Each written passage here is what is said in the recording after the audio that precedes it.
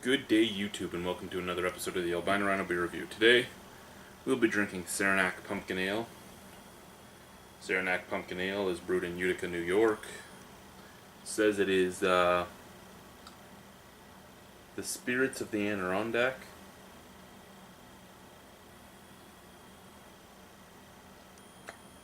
I wish I was doing this outside. I could be sitting in my Adirondack chair while doing it. It's the Matt Brewing Company in Utica, New York. It says it's in its 3rd century of brewing here on the side. I didn't know the Matt Brewing Company was that old.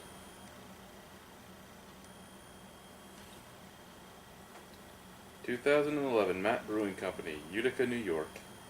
In our 3rd century of brewing."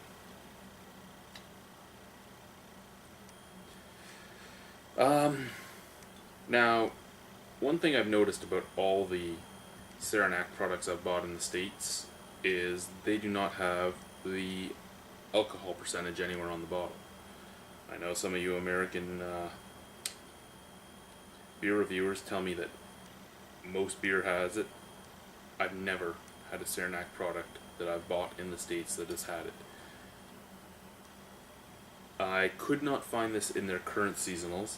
I found it in last year's seasonals. I found it on their past seasonals page in 2010.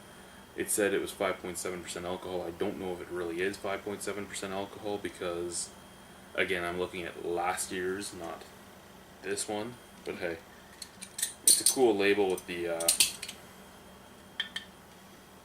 jack-o'-lantern. I like pumpkin ales, so let's see how this is going to be. Now, there's not an... Whoa!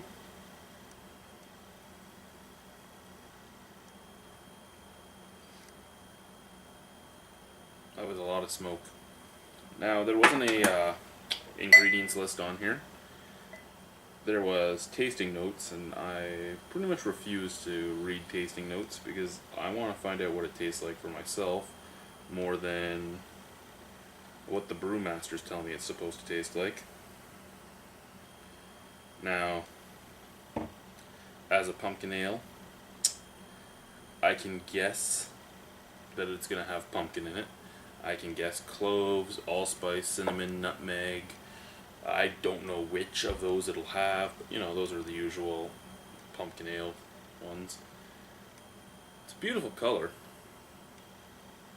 It really is a nice orange color.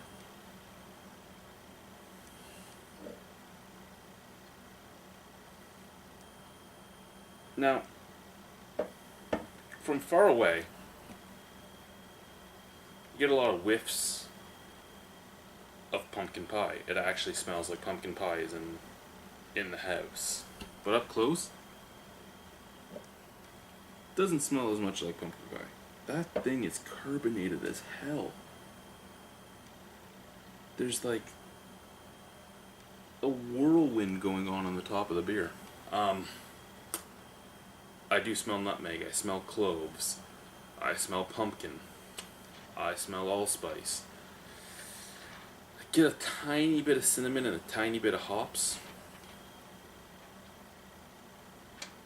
It doesn't smell as good as some pumpkin ales, but it doesn't smell bad. So, what's it taste like?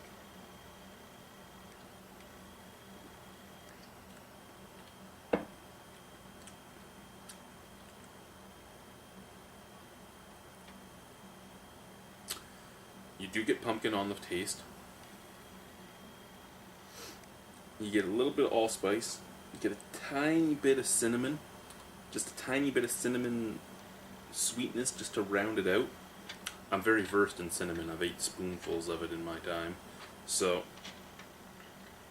I've also done a whole shot glass of it and spewed it all over this bar.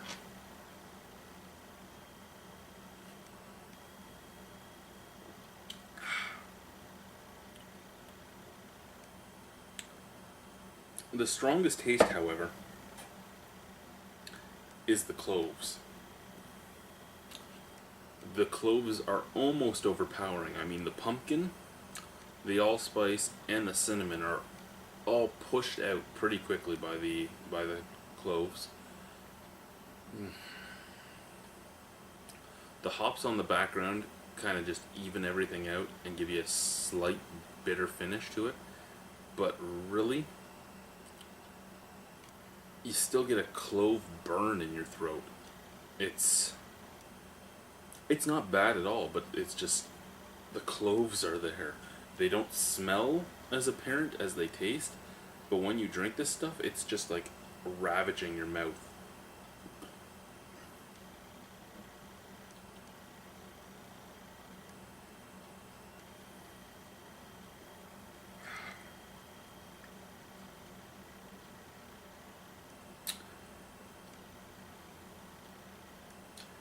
My whine about the overpowering cloves aside,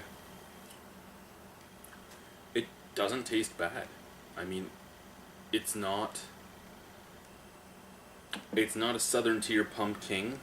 It's not a St. Ambrose Great Pumpkin Ale, but it's not a bad pumpkin beer.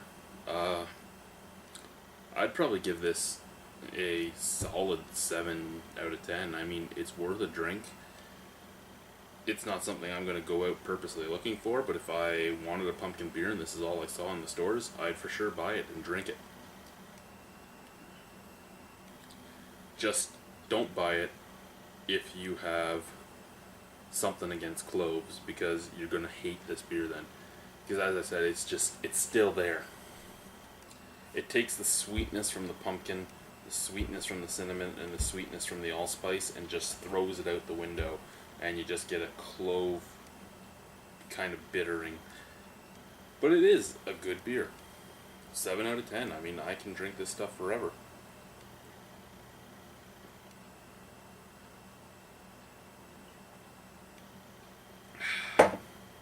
Thank you for watching the Albino Rhino beer review. Good beer drinking to all of you.